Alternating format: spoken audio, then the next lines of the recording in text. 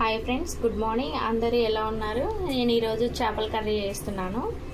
So ఎలా చేస్తానో సింపుల్గా ఒకసారి మీరు కూడా చూడండి. ఫస్ట్ నేను చేపలన్నీ కడుక్కొని శుభ్రంగా పెట్టుకున్నాను. ఇది ఆనియన్, టమాటో, పచ్చిమిర్చి, నాకు ఒక 2 ఆనియన్స్, 2 టమాటాలు, 5-6 పచ్చిమిర్చి కలుపుకొని మిక్సీ పట్టుకున్నాను. ఇదేమో జింజర్ గార్లిక్ పేస్ట్. సో ఇప్పుడు దీంట్లోనే ఉప్పు కూడా వేసుకుంటున్నాను, కల్లుప్పు వేసుకుంటున్నాను.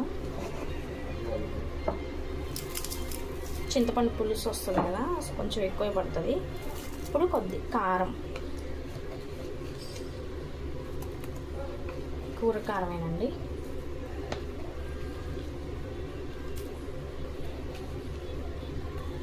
సరిపోతుంది. ఇప్పుడు దీంట్లోకి నేను ధనియాలు, జీలకర్ర, మెంతులు కలిపి పౌడర్ చేసి పెట్టుకున్నాను. చేపల కూరలోకి చాలా బాగుంటుంది,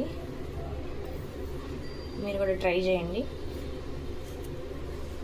సో ఇంకా నేను గరం మసాలా అట్లా ఏం వాడను.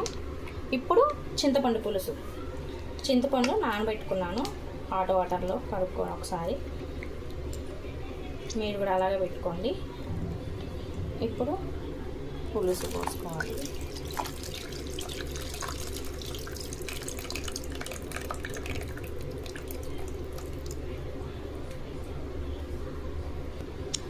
పులుసు పోసుకున్న తర్వాత పసుపు, చిన్న టీ స్పూను, కొంచెం కారం ఎక్కువే పడుతుంది ఎందుకంటే చింతపండు పులుసు పోసాను కాబట్టి కారం కొంచెం ఎక్కువ పడుతుంది. నేను ఒక స్పూన్ ఎక్స్ట్రా వేసుకుంటున్నాను. ఇప్పుడు ఇవన్నీ మిక్స్ చేసుకుందాం. మిక్స్ చేసుకొని బాగా కలుపుకుందాం. ఇలా మిక్స్ చేసుకున్న తర్వాత ఇందులో చేప ముక్కలు వేసుకుందాం. చేప ముక్కలు ఒక్కొక్కటి వేసుకొని ముక్క ముడిగేంత వరకు వాటర్ పోసుకొని ముక్క పైకి తెలియేంత వరకు ఉడకబెట్టుకోవడమే. అప్పుడు చేపల కూర ఉడికినట్టు. ఇలాగే చేస్తాను ఎప్పుడు నేను. మీరు కూడా నాలాగే ఎంతమంది చేస్తారో కామెంట్ చేయండి. ఇలా సింపుల్గా అయిపోతుంది.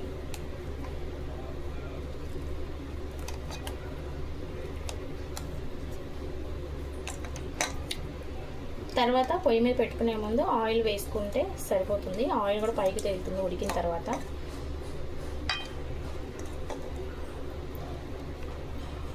ఇంతే. ఇప్పుడు ఇట్లా ఇంతవరకు పరుచుకున్నాను, సరిపోతుంది. వాటర్ పోసుకున్నాను. ఇప్పుడు ఇలా కలుపుకున్న తర్వాత ఆయిల్